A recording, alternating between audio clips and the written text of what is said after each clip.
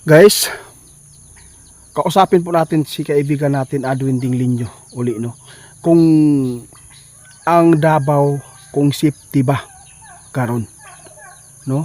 Kung safety ba, kung meron po bang tsunami na mangyayari diyan? Kung meron ba silang impormasyon na makikita?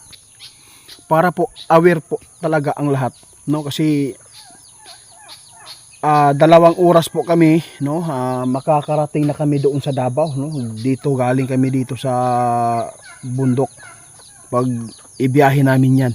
Kaya gusto namin na itanong, kasi marami po tayong mga kamag-anak dyan nakatira po dyan sa Davao, kung safety ba ito sa Dabiguan, no? Kung ano po ba ang masasagupa, kaibigan.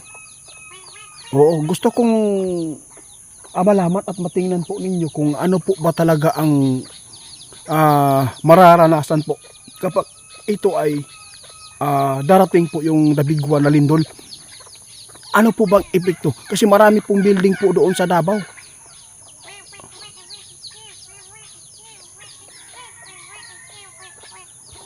Nako. Nakita ni kaibigan dito guys, ang Davao, delikado din ito sa lindol.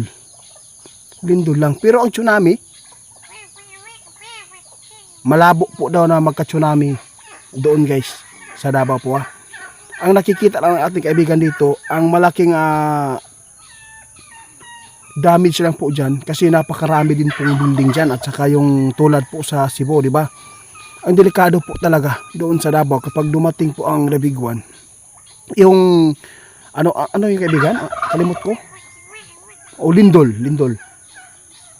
Hindi pa rin tayo safety dyan sa Davao kapag ito ay maglindol, kasi po ang tataas din pong mga building dyan, no? At saka malapit din ito sa dagat, kaya malakas po talaga yung impact ng paggalaw po ng lupa dahil po sa dagat, malapit po. Kaya dapat po tayo mag-ingat guys, no?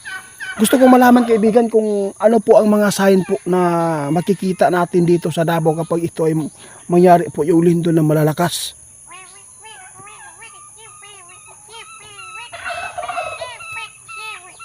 Ay naku po.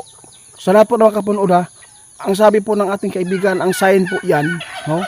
Kapag ito ay umabot po ng 5 months, ang init, katulad pa rin sa sinasabi niya no, pag umabot po ng 5 buwan ang init na walang pag-ulan, ito po ay makakaranas po tayo ng malakas po na lindol at paparating na lindol. Kaya dapat po tayo mag-ingat, kasi po ang lindol ay pwede yan mabibiyak po yung lupa, no?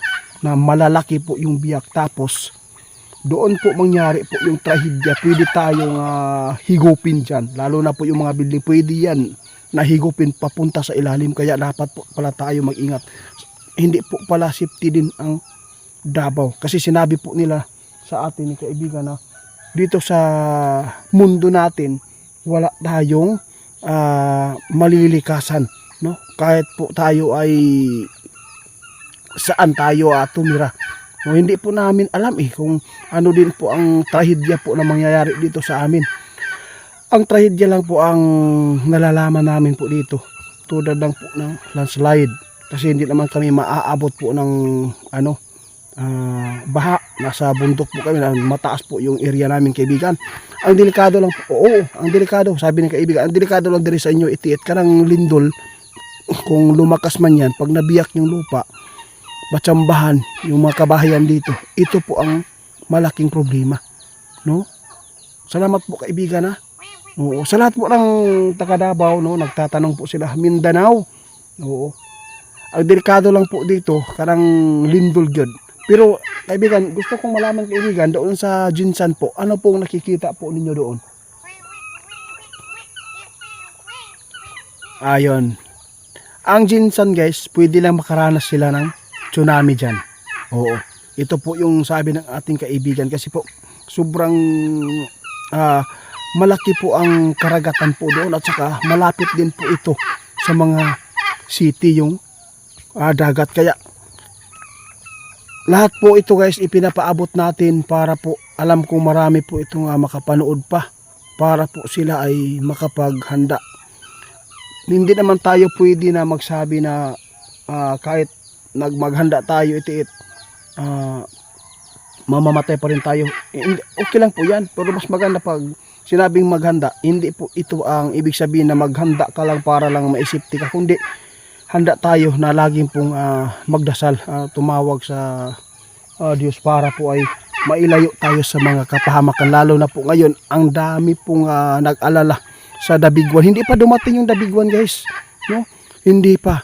Kaya gusto natin na maipaabot sa inyo na hangga't hindi pa dumating, hindi pa huli, kung tayo ay magsama-sama na magdasal, manalangin para ay mapigilan po yung inaabangan po ng P-Bolgs na mangyayari yung Dabiguan, kasi ito po yung kinatatakutan nila, no?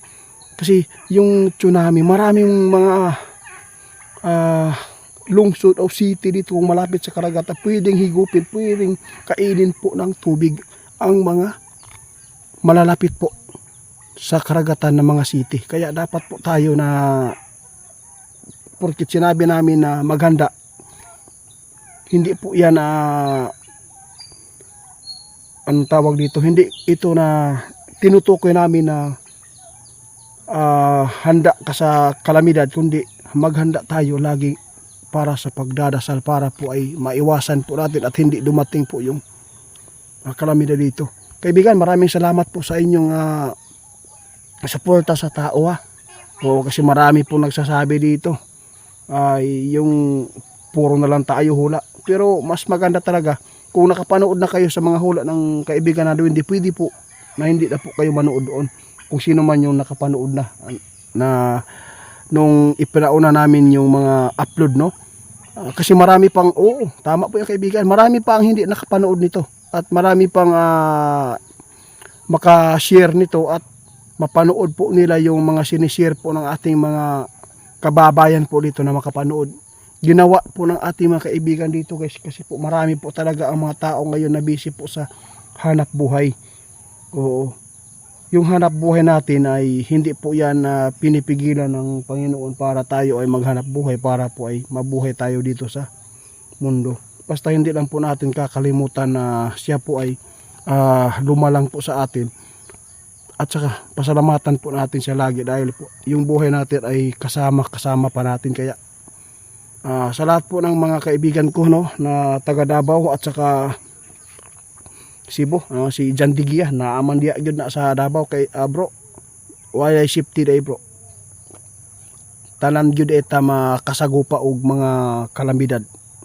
Ang delikado man karong gipaabot ko, guys, no, ang nakakalungkot lang dito kaning Dabiguan gyud ang pinaka harsh gid kayo diri nga gipaabot sa P-Bolgs na mahitabo.